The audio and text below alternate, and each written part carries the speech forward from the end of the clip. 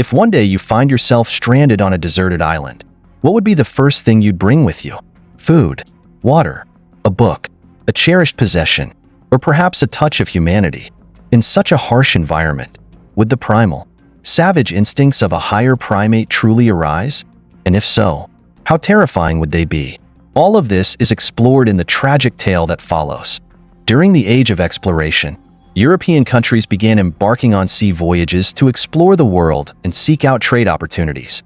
Among these countries, the Netherlands was no exception, particularly with the establishment of the Dutch East India Company, VOC, in 1602. VOC quickly grew into a dominant maritime power in the 17th and 18th centuries. Based in Amsterdam, the Netherlands, VOC became the wealthiest private company in the world and established the first stock exchange in history. At that time, the European market was facing a shortage of spices, making the spice trade highly lucrative. VOC seized this opportunity by organizing large sea expeditions to trade spices. By the 18th century, VOC had taken control of the spice trade between the East Indies and the Netherlands. The company not only established its own mercenary army to issue currency, but was also recognized by the Dutch government and had the authority to sign treaties with other nations, colonize territories, and govern the region. On October 27, 1628, VOC launched a commercial voyage with a new luxurious ship named Batavia. The journey began from Texel Port in the Netherlands, passed around the Cape of Good Hope in South Africa, and headed to Batavia on the island of Java. Aboard the ship were a total of 341 passengers, including over 100 soldiers. Additionally, there were sailors and senior officials from the company, with very few civilian passengers, mainly relatives of company employees, particularly women and children. The ship was carrying a significant amount of precious cargo, including gold, silver, coins, and jewelry. The ship was on its way back and was preparing to bring a large quantity of spices for trade. Francisco Pelsaert, a senior officer of the Dutch East India Company with 10 years of experience, was aboard. The second in command was Arian Jacobs, the captain of the Batavia. The third key figure was Geronimus Cornelis, an experienced merchant who had been a pharmacist and later worked for the Dutch East India Company after going bankrupt due to a lawsuit. Disaster struck on the morning of June 4, 1629, as the Batavia was approaching the Houtman Abrolhos Islands off the western coast of Australia. While sailing, the ship struck a reef near Beacon Island and ran aground. The collision caused many people to fall into the sea, and the hull was severely damaged. Fortunately, there were some small islands nearby. Those who fell into the sea managed to swim to the nearby islands, and about 40 people perished before the ship sank. The remaining survivors used small boats to transfer some people, including women and children, to the nearby islands. Preliminary investigations revealed that the islands lacked fresh water, and the only food available was a few species of birds and the occasional sea lions. Fortunately, many of the survivors were eventually rescued and taken to Batavia, known today as Jakarta, Indonesia. There, fresh water and food were available, enough to sustain them for some time, but with hundreds of survivors, it was barely sufficient. Pelsaert, the captain, soon realized the gravity of the situation. After many days of discussion, Pelsaert, along with his commanders, captains, dozens of soldiers, and senior officials, formed a team of 48 people. They set off on a journey about 2.500 kilometers north to seek rescue and supplies. On July 7, 1629, this group of 48 reached the Batavia colony, marking the end of a 33-day rescue mission. After many days of grueling rowing, the team finally arrived at the headquarters of the Dutch East India Company in Batavia. Upon arrival, the company arrested Pelsaert, believing he had been negligent, causing the shipwreck and possibly being involved in a conspiracy for rebellion. The governor of the Dutch East India Company, Cohen, ordered the pilot and 26 crew members to immediately return to the site of the disaster to rescue any survivors and recover the cargo. However, due to the impact of the sea climate, ocean currents, and miscalculations regarding the shipwreck's location, the rescue ship took 63 hours to reach the survivors. During this time, countless unforeseen tragedies had already occurred on the islands where the shipwreck victims were stranded. After surviving the shipwreck, the high-ranking officials of the Dutch East India Company hastily left the ship, failing to leave anyone in charge to manage the remaining survivors.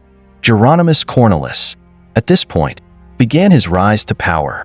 In truth, he had planned to take over the ship before the disaster occurred, but the wreck had thwarted his plans.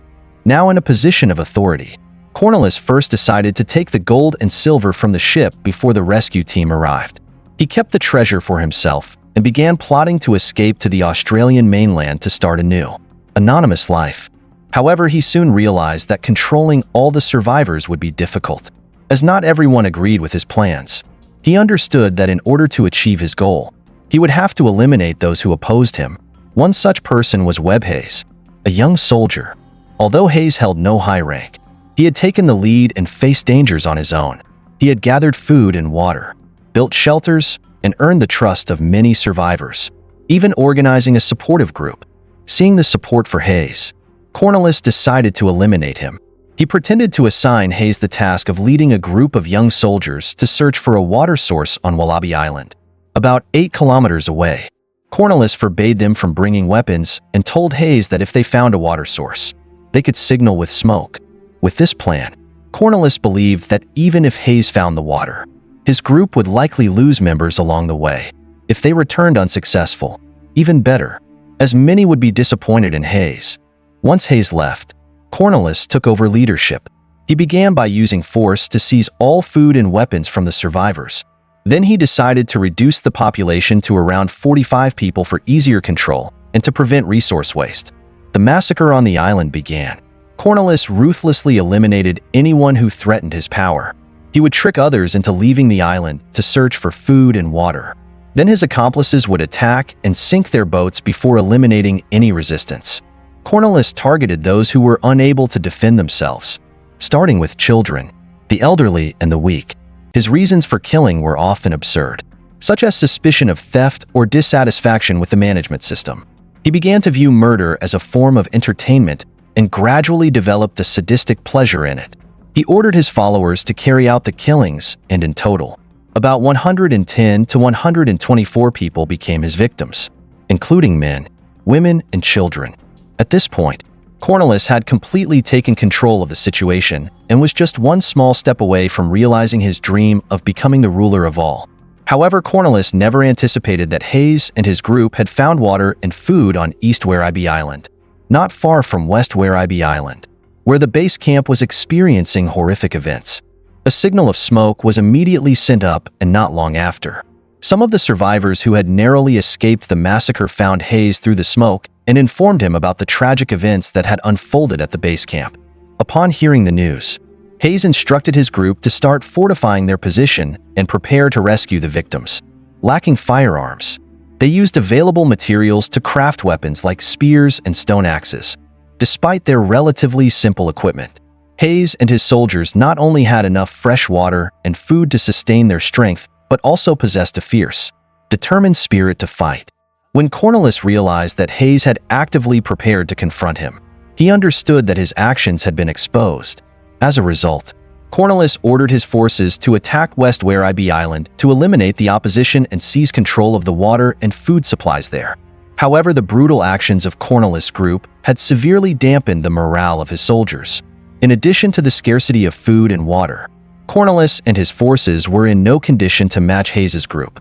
Within 2 months, Cornelis launched 3 consecutive attacks, all of which were repelled by Hayes, causing significant losses to his forces, including Cornelis himself. Though Hayes' side had emerged victorious, both sides had suffered many casualties. Any further attack at this point would have been a desperate, life-or-death struggle. Desperate to seize the water and food, Cornelis focused all his resources and weapons on launching a 4th attack, aiming to encircle Hayes. This time, the disparity in strength between the two sides was too great. Hayes and his soldiers were pushed back and eventually surrounded by the remnants of Cornelis' group.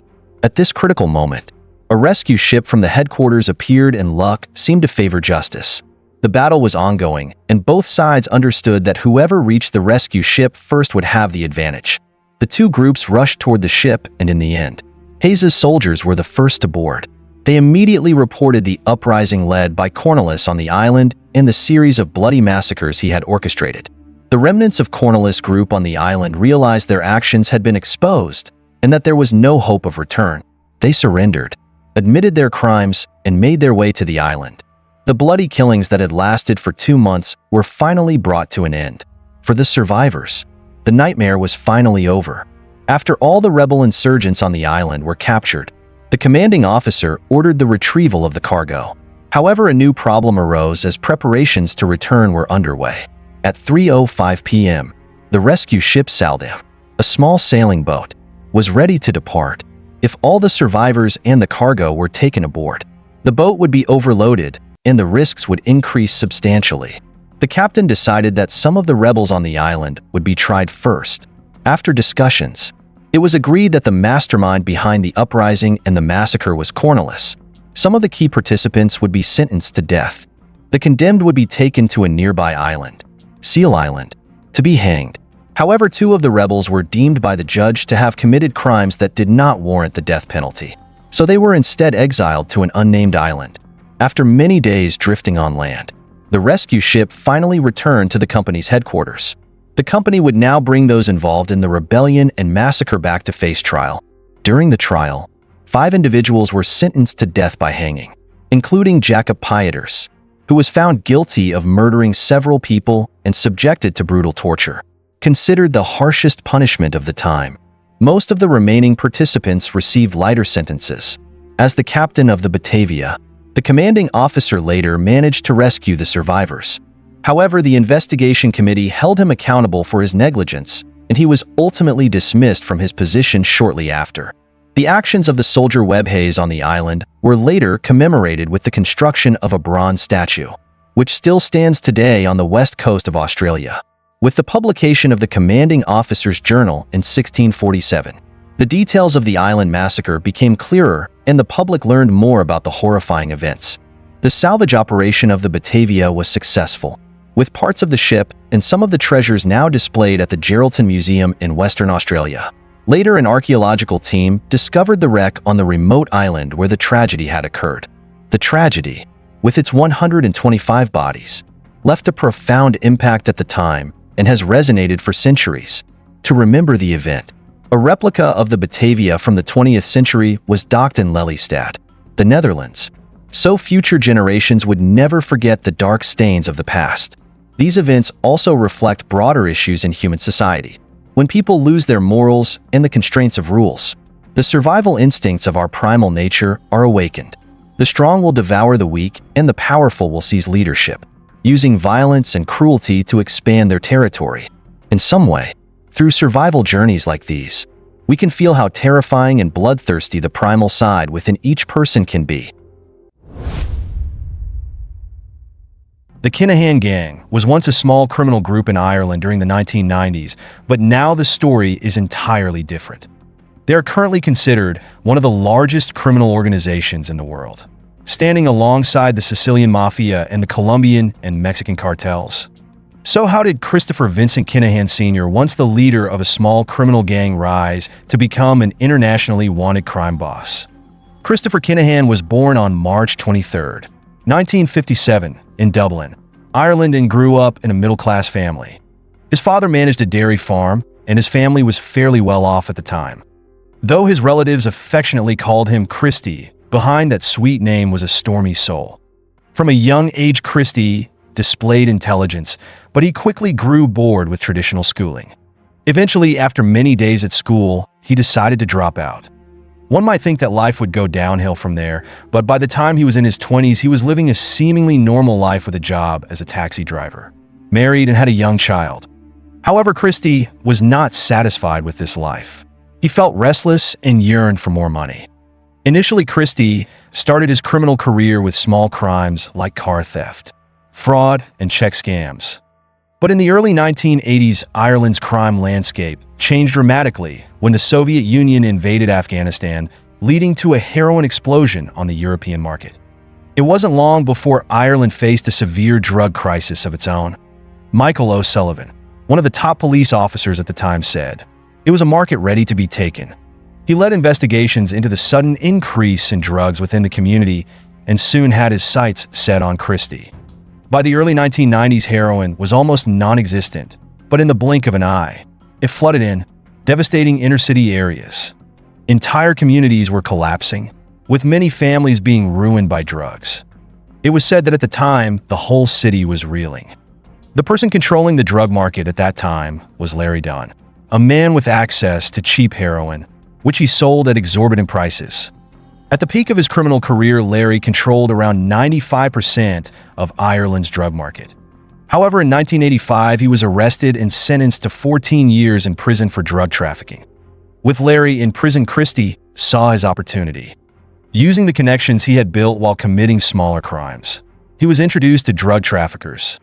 Christie observed how Larry reaped enormous profits from the drug trade, and a bold decision began to form in his mind to enter this high-stakes game. Before long, Christie quickly organized drug shipments into Ireland, skillfully keeping himself in the background to avoid police attention. This allowed him to take the lion's share of the profits without the worry of being hunted like some of his associates. By 1986, Christie had become Ireland's largest heroin supplier, a position no one would have expected from a petty criminal.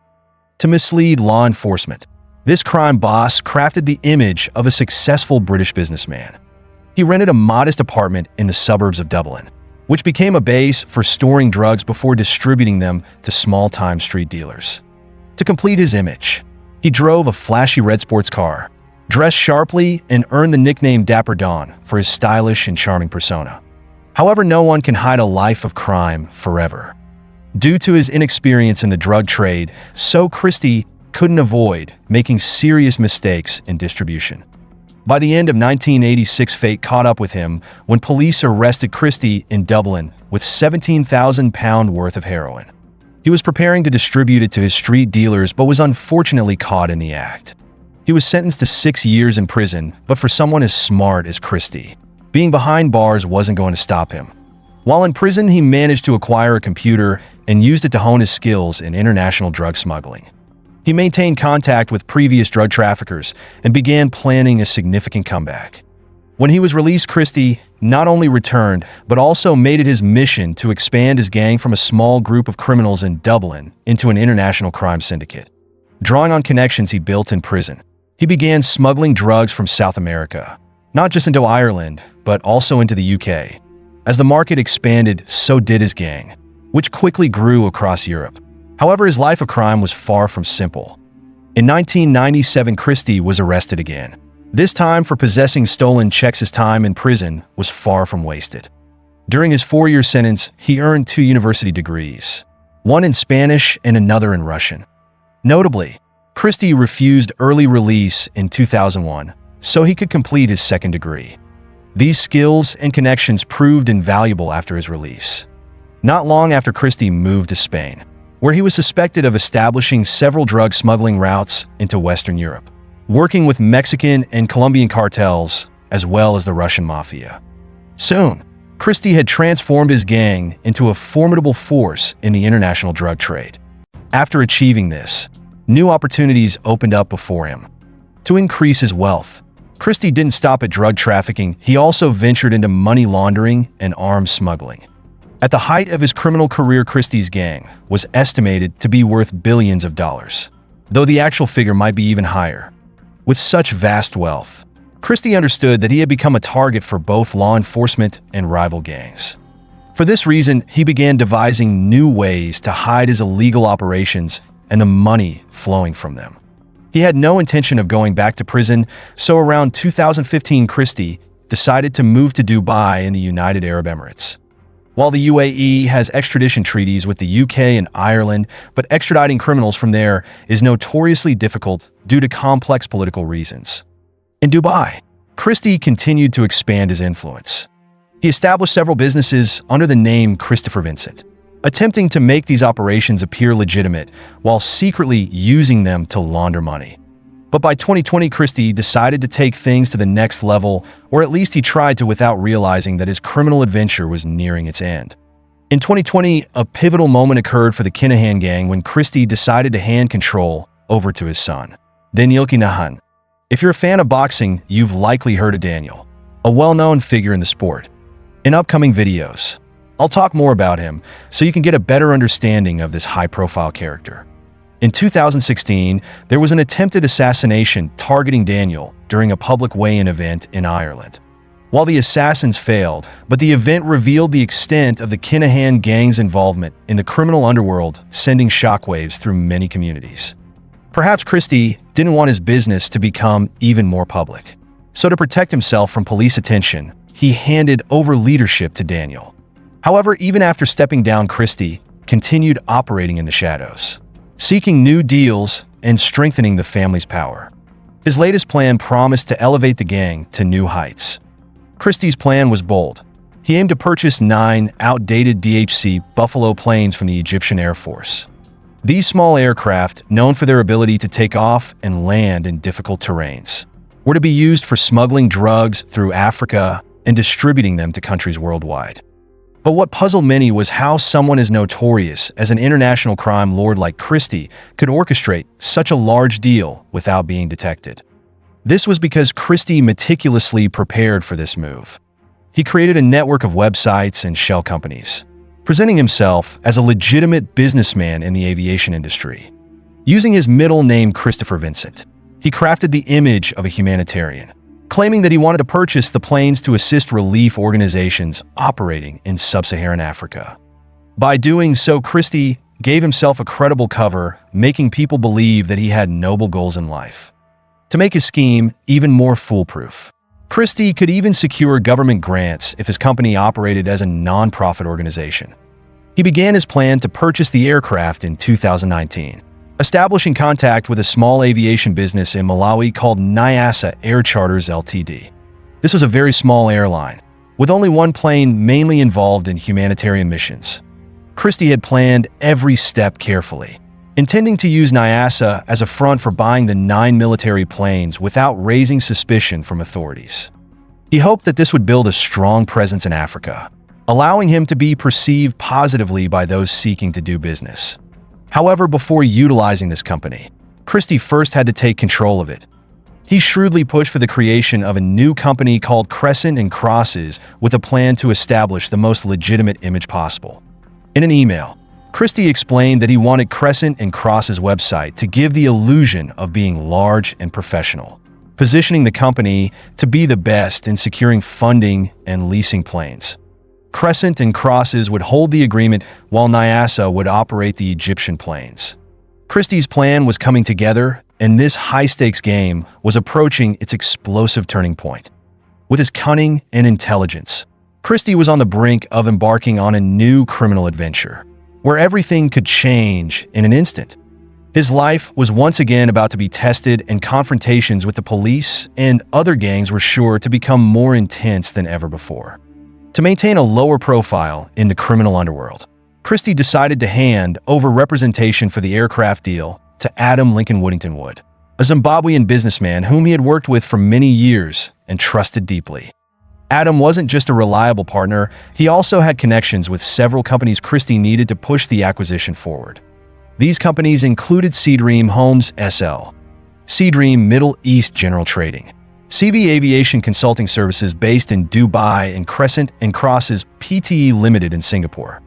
As the humanitarian company Crescent and Crosses was being established, Christie and Adam decided to attend a key event, the 2019 Aviation Conference at Sharm el-Sheikh on the shores of the Red Sea.